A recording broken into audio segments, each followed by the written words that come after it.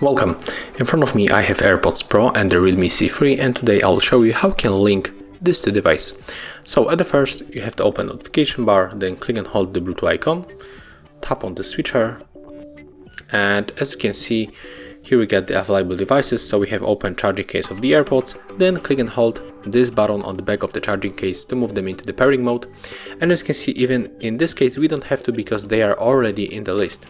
But if they are not popping on the list, you have to click and hold this button until this indicator starts blinking on the white color.